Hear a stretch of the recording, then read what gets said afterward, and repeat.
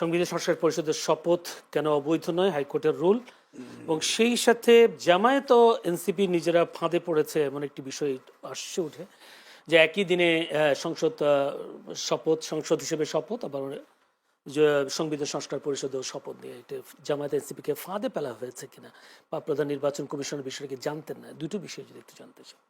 আপনি ফাঁদের প্রশ্ন যদি নিয়ে আসেন, একটা রাজনৈতিক দল যখন 2/3 মেজরিটি পেয়ে যায় তখন কাউকে আর লাগে না তার জন্যে। তো না লাগলে কি হবে? না লাগলে ওরা সব উপযাজক থাকবে, তাতে তো দরকার নেই আমার কোনো কারণে। তা কোনো কারণে যদি দরকার না থাকে তাহলে 2/3 মেজরিটি যে পাইছে তারা যখন যেটা সিদ্ধান্ত নিবে সেটা তাদেরকে ছাড়াই জয়যুক্ত হয়ে যাবে। সুতরাং এটা একটা চাপ, একটা আলাদা বিষয়। কিন্তু যে বিষয়টার অবতারণা হইল এখানে, এই যে আজকের যে হাইকোর্টের রুল নিয়ে, আপনি বিষয়গুলো লক্ষ্য করেন। কি বিষয় নিয়ে গেছি? সংস্কার। সংস্কার নিয়ে যখন ঐক্যমত্য কমিশন 8 মাস দৌড়াদৌড়ি করলো, রাজনৈতিক দলগুলো ব্যর্থ হইল। আমরা যদিও উল্টাভাবে বলে দিই ইউনূস সাহেব ব্যর্থ, ইউনূস সাহেব ব্যর্থ, ইউনূস সাহেব কোনো সাবজেক্টই না। রাজনৈতিক দল যদি ঐক্যমত্যে আসতে পারতো, আমার ইউনূস সাহেবকে লাগে না যে আমরা ঐক্যমত্য হয়েছি, আপনি নির্বাচন দিয়ে চলে যান। রাজনৈতিক দল ঐক্যমত্য হইতে পারে নাই। এইভাবে 8টা মাস কিন্তু পার করছে।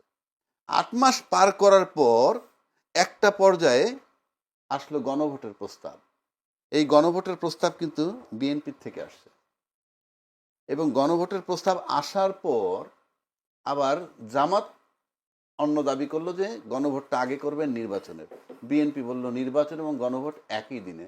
তাহলে দেখেন বিষয়টা কিন্তু একসেপ্ট হয়ে আসতেছে কিভাবে, ধাপে ধাপে কিন্তু একসেপ্ট হয়ে আসতেছে।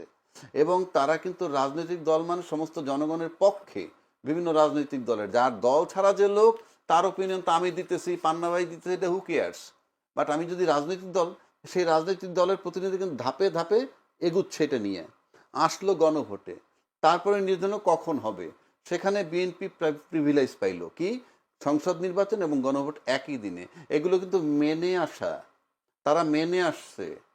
এবং গণভোট যখন হইল, চলমান বা সামনে আসছে, ঠিক তখন কিন্তু আজকের প্রধানমন্ত্রী যিনি তারেক রহমান সাহেব, উনি কিন্তু বলছেন যে দানের শীষে যেভাবে ভোট দিবেন, গণভোটেতে হাতে সেভাবে ভোট দিবেন।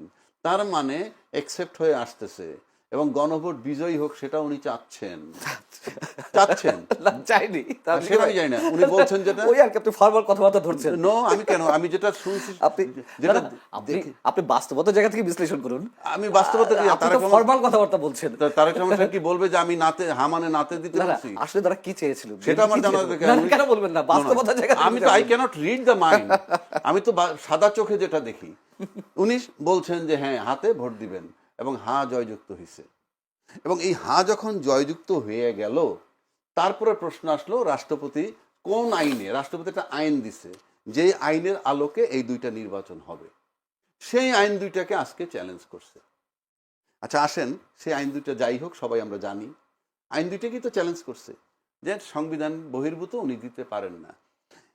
আমি কিন্তু এটা মেনে মেনে মেনে মেনে জনগণ সবাই মেনে আসছি। মেনে আসার পর যখন ওই আইনের আলোকে নির্বাচনটা হয়ে গেল, গণভোটের হা জয়যুক্ত হয়ে গেল, তখন কিন্তু ওই আইনটার আর কোনো কার্যকারিতা থাকে না। কেন থাকে না? ওই আইনটা করাই হয়েছিল শুধু এই দুইটা এই গণভোটটা করার জন্যে। আপনি কথাটা বোঝার চেষ্টা করেন। আমি একটা জিনিস করলাম যে এটা দিয়ে কি করব, এটা দিয়ে আমি একটা জিনিস বানাবো, এটা একটা র মেটেরিয়ালস আনলাম বা কিছু একটা। যখন জিনিসটা বানানো হয়ে গেল, তখন কিন্তু যে কারিগর বানাইলো সেই কারিগরের ফাংশন শেষ। তা যে আইনটা রাষ্ট্রপতি দিলেন, সেই আইনের আলোকে কিন্তু গণভোট হয়ে গেল, এবং গণভোটের আলোকে দুইটা ওত নেওয়ার কথা, দুইটা ওত কিন্তু বিরোধী দলেরা নিছেন, বিএনপি নেন নাই। সেই আসপেক্টে আমি আলোচনায় যাচ্ছি না। কিন্তু যে আইনটার আলোকে যে ফলাফলটা হওয়ার কথা, ফলটা হয়ে গেছে, এবং ওই আইনটা ছিল কিন্তু ওইটুক পর্যন্তই। ওই আইনটা তো এরপরে আর দরকার নাই আমার। তাই যে আইনের আলোকে ফলাফল হয়ে গেল, সিদ্ধান্ত হয়ে গেল, সেই আইনটা এখন এমনি অকার্যকর। কারণ ওই আইন আপনি প্রয়োগ করবেন কোথায়? ওই আইনের তো দরকার নাই। এটা তো আদালত দিয়ে বাদ দেওয়ার দরকার নাই, ওটা তো এমনিই বাতিল হয়ে গেছে। কারণ ওটার তো পারপাস ছিল একটাই, গণভোট করা। সুতরাং এই যে আদালতে যারা নিছে, তারা কেন নিছে আমি জানি না, কারণ ওই আইনটার কোনো ফাংশন নাই। এখন ওই আইন বাতিল করে দিল, তাতে কি হবে? ওই আইনের আলোকে তো ফলটা হয়ে গেছে। যেমন ধরুন, উনি তো সাংবাদিক, রিপোর্ট করে, যেমন একটা আইন আজকে আছে, সেই আইনে এই অপরাধ করলে 3 বছরের জেল হবে, একটা লোকের 3 বছরের জেল হয়ে গেছে, 2-3 বছর পর ওই আইনটা আবার বাতিল করে নতুন আইন বানায়, এরকম বানায় না? তা বানাইলে ওই যে আগে যে দণ্ড হয়েছে যে আইনটা, ওই আইনটা তো বাতিল করলাম, তার দণ্ড তো মৌকুফ হবে না, এটা তো আইনের ফসল। সুতরাং এই আইনের ফসল আমরা ঘরে তুলে ফেলছি, এই আইনের ফাংশন এমনি আর নাই, এই আইনটার আর কোনো কার্যকারিতা নাই। সুতরাং এই আদালতে গেছে কেন? এই আইনটা বাতিল করে দিলে কি হবে? এই আইনটা তো এমনি অকার্যকর, এটা দিয়ে আমি তো সেকেন্ড গণভোট করবো না, সেকেন্ড জুলাই সনদ করব না, শুধুমাত্র এই জুলাই সনদ এবং এই গণভোটের জন্য আইনটা বানাইছিল এবং তার ফসল ঘরে নিয়ে নিছে। কোন আইনটা স্পেসিফিক্যালি আপনি কোনটা কথা বলছেন? এই যে 2টা অধ্যাদেশ যে আইনগুলা বাতিল করো, রাষ্ট্রপতি আইনকে চ্যালেঞ্জ করছে যেটা, এই যে গণভোট এবং জুলাই সনদের, তা সেই আইনের আলোকে তো আমার গণভোট হয়ে গেছে, এখন সংস্কার করা বাকি। সুতরাং ওই আইন এখন অকার্যকর, এমন তো না যে আমার গণভোট পেন্ডিং রয়েছে, হয়ে গেছে। সুতরাং এই যে বিষয়টা মীমাংসিত হয়ে গেছে সেই বিষয়টা আপনি আদালতে নিচ্ছেন, কেন নিচ্ছেন তা আমি জানি না। এখন আমি বিজ্ঞ আইনজীবীদের দৃষ্টি আকর্ষণ করতেছি, আপনারা যারা আদালতে নিলেন, যেদিন এই আইনটা হইল তারপরে কেন আদালতে গেলেন না? এখন গেলেন কেন?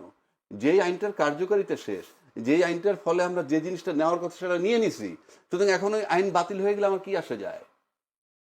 কি আসে যায় বলেন না? তো সুতরাং আপনি এখন আদালতে যাচ্ছেন কেন? এখন আদালত যদি বলে ওই আইনগুলো অবৈধ ছিল, তাতে কি হবে? গণভোট যে হায় জয়যুক্ত হয়েছে সেটা অবৈধ হবে কিভাবে? ওই আইনটা তো অকার্যকর, অকার্যকর আইন আপনি নিয়ে যাচ্ছেন কেন? ওই আইনটা তো অ্যাক্টিভ না, ওই আইনটা নিয়ে যেতে পারতেন তখন গণভোট হওয়ার আগে, তখন আইনটা ছিল জীবিত, এখন আইনটা হলো মৃত। সুতরাং এটা হলো আপনি একটা বিষয় ইস্যু বানাইতেছেন কেন? এখন এটা কারা নিছে? যারা যেই নেক না কেন, এটা সবকিছু ওই যে উনি বললো, পান্না ভাই বললো যে আপনি উপর দিয়ে হা বলছে, ভিতরটা বুঝতে হবে। তাহলে এখন এই আইন এইটাতে আদালতে কারা নিছে? তারাই নিছে যারা ইন্টারেস্টেড না, হতে পারে গণভোটের আলোকে সংস্কারের জন্য ইন্টারেস্টেড না। কিন্তু আপনি সেখান থেকে মুক্তি পাবেন না, এই কারণে পাবেন না ওই আইনটা অকার্যকর হয়ে গেছে, আইনটার যে অ্যাকশন সেই অ্যাকশনটা হয়ে গেছে। যেমন ধরেন আপনি এই কি বলে তুলা দিয়ে সুতো বানাচ্ছেন, ওই কম্পোজিট টেক্সটাইল আছে না, সুতা বেরোয় বা স্পিনিং মিল, তো তুলা যতটুকু সুতো হয়ে বেরোয় গেছে, ঠিক আছে, সেটা তো সুতো হয়ে গেছে, ওইটা তো আপনি আর ফেরত আনতে পারবেন না। সুতরাং এরপরে আপনার ওই তুলা কাজে লাগান কি না লাগান, ওই তুলা শেষ। তো এই আইনটা কিন্তু যে কারণে করা হয়েছিল সেটা কিন্তু করা হয়ে গেছে। আর একটা প্রশ্ন, যদি গণভোট অবৈধ হয় তাহলে নির্বাচনটা কি হবে? গণভোট অবৈধ প্রশ্নই তো ওঠে না, আপনি তো আইন যদি হয়তো বলছেন এখন এটা হলো আপনি যদি আদালতে নিলেন, যেমন এই যে রুলটা আনছে, রুল আনলে কি করবেন? এখন আপনি বলতে পারেন পার্লামেন্টে এটা বিচারাধীন হয়েছে, এটা নিয়ে আমরা কথা বলবো কিভাবে, ইত্যাদি ইত্যাদি, এগুলো বলতে পারবেন। কিন্তু আমি শুরুতেই বলে দিচ্ছি, এটা আদালত এন্টারটেইন করুক আর যাই করুক না কেন, যে আইনটারে চ্যালেঞ্জ করছেন আপনি, সেই আইনটা দিয়ে যে প্রোডাক্টটা হবে সেই প্রোডাক্টটা আমরা নিয়ে নিছি, সেই প্রোডাক্টটা যখন নিয়ে নিছি ওই আইনটা আর অকার্যকর। কারণ যেটা আপনি একটা পার্টিকুলার জিনিস পাওয়ার জন্য একটা আইন করলেন, সেটা পেয়ে গেছেন, এখন এই আইনটা অকার্যকর। এখন আসেন আদালতে গেলে, এখন যে এই যে গেছে, এটা যদি আমরা মনে করি আজকে এমন কিছু হয়, তাহলে কিন্তু আমরা অতীতে যেটা দেখছিলাম যে জনগণের যে মত, জনগণের রায়ের ভিত্তিতে যে জিনিসটা হয়, সেটা আপনি আদালতে নিতে পারবেন না। কারণ ওই যে তত্ত্বাবধায়ক সরকার যে বাতিল করলো শেখ হাসিনা আদালতে নিয়ে, ওটাও পারেন নাই, কিন্তু এন্টারটেইন করার পরিণতি হইলো আমরা দেখতেছি। সেটার পরিণতি একটা সরকার স্বৈরাচার হয় এবং একজন প্রধান বিচারপতি জেলে থাকেন। পাশাপাশি আপনি যদি এদিকে আসেন, সংসদটা কিরকম? কালকে যদি আদালত বইলে দেয় যে ওই আইনটা অবৈধ, গণভোটটা অবৈধ, ফর এক্সাম্পল তর্কের খাতিরে বলতেছি, কিন্তু সংসদ যদি বলে না আমরা গণভোটের আলোকে সংস্কার করব, আদালতের কিছুই করার নাই। আবার যদি আদালত বলে দিল যে এই তোমরা গণভোট মানো, হ্যাঁ, সংসদ মানবে না, তাতেও কিছু করার নাই, কেননা সংসদ সার্বভৌম, সংসদের। কিন্তু এই যে গণভোট যেটা আসছে, সেটাকে আপনি অস্বীকার করতে পারবেন না, এটা জনরায়, এবং জনরায়তে আপনারা যারা বিজয়ী হয়েছেন তাদেরই প্রত্যাশা ছিল সবচেয়ে বেশি এটাকে ভোট জয়যুক্ত করার জন্যে। সুতরাং এটা আপনি এই আর মাঠে নিতে পারবেন না। এবং এই রাজনৈতিক বিষয়টা আদালত এন্টারটেইন করছে, আদালতকে আমি চ্যালেঞ্জ করি না, কিন্তু আদালত এটা এন্টারটেইন না করে পার্লামেন্টের উপরে ছেড়ে দিলে পারতো। তারপরে যেহেতু আদালতে গেছে, এতে বোঝা যায় যে আদালত যদি ফাইনালি এমন কিছু করে যে গণভোট বাতিল বা ওই আইনটা অবৈধ হয়েছে, তাহলে ধরে নেওয়া হবে এই যে যারা আজকে আদালতে নিছেন তারা চিন্তা করছেন যে আমরা আমরা নির্বাচনের পরে যাব, তখন আমাদের ইনফ্লুয়েন্স থাকবে। তা না হলে আপনি যৌক্তিকভাবে গেলে আগেই যাওয়ার কথা ছিল, ওই আইনটার অ্যাকশন হওয়ার আগে। আপনি অ্যাকশন হয়ে যাওয়ার পর আপনি তো ওটা আদালতে নিতে পারবেন না, এক, এবং এটা এই আইনটা অকার্যকর হয়ে গেছে এমনি। আরো বিষয়গুলো নিয়ে আলোচনা করবো। আমি একটু মঞ্জুর আলম পান্নার কাছে যেতে চাই। বিরতির পর যদি আমি একটু বলি, রিটের বিপক্ষের আইনজীবীরা যেটা বলেছেন, তারা বলছেন গণভোট অধ্যাদেশ অসাংবিধানিক হলে ত্রয়োদশ জাতীয় সংসদ নির্বাচন নিয়েও প্রশ্ন উঠবে। এটা একটা প্রশ্ন, আপনি এটা বিপদে কি বলবেন? আর যেটা রাজ্জাকি ভাই বলেছেন, এই আইনটি, যে আইনটির মাধ্যমে ফল চলে এসেছে, এখন সেই আইনটি অকার্যকর হয়ে পড়েছে। জনাব শুনুন, রিটের বিরোধী মানে রিটের বিরোধিতা যারা করেছেন যে আইনজীবীরা, তারা তাদের মতো করে বলেছেন তাহলে এই নির্বাচন সংবিধান অনুযায়ী হয়েছে, গণভোটের কথা কোনো সংবিধানে নেই। মানে এই নির্বাচন সংবিধান অনুযায়ী? অবশ্যই। আমি রাজ্জাকি ভাই যে কথাটা বলেছেন, আমি বিনয়ের সঙ্গে তার কথার একটু দ্বিমত পোষণ করে আমি আমার যুক্তিটা বলছি। প্রথম কথা হচ্ছে যে রাজ্জাকি ভাই বলছেন যে গণভোট তো হয়ে গেছে, এখন এটা নিয়ে আর কোনো মানে কথা কেন, এটা জনরায়। যদি তাই আসে তাহলে 2014, 2018, 2024 নির্বাচন নিয়ে কোনো কথা বলা যাবে না, ওটা তো জনরায়। এখন হায়ের পক্ষে তারেক রহমান বলেছেন, আজকে প্রধানমন্ত্রী মানে তিনি যখন বিএনপি চেয়ারপারসন ছিলেন শুধুমাত্র, তিনি হায়ের পক্ষে ভোট কিভাবে দিতে বলেছেন সেটা আমরা জানি। অনলি দুইবার বলেছেন, একবার বলেছেন মির্জা ফখরুল ইসলাম আলমগীর, একবার বলেছেন তারেক রহমান সাহেব, হ্যাঁ আপনারা হাতে ভোট দিন। কেন? যদি কথা বলা না বলে, তখন ওই জামাত যেই রবটা তুলেছিল যে বিএনপি তো সংস্কার চায় না, যাতে এই কথা বলতে না পারে। যদি সত্যি সত্যি তারা চাইতো, তারা তো দিনে রাতে 24 ঘন্টা প্রত্যেক আসনে যারা প্রতিনিধিত্ব করেছেন, তাদের কথা তো শুনেছে জনগণ। কারা শুনেছে? ভোট দিয়েছে। আপনি কি করে বুঝলেন? 240%, 244% কোনো কোনো কেন্দ্রে পড়েছে, 150%, 160% ভোট পড়েছে। এগুলো কি গণভোট? এগুলো কিসের ভোট? তাহলে এই ভোট যদি বিতর্কিত হয়, মানে 2018 নির্বাচন, 2024 নির্বাচন যদি বিতর্কিত হয়, তাহলে এটাও বিতর্কিত। যদি এটাকে আপনার বৈধ দিতে হয়, তাহলে 2024, 2018, 2014 নির্বাচনকেও বৈধ দিতে হবে। তাহলে ওইটা নিয়ে কোনো প্রশ্ন তুলবেন না।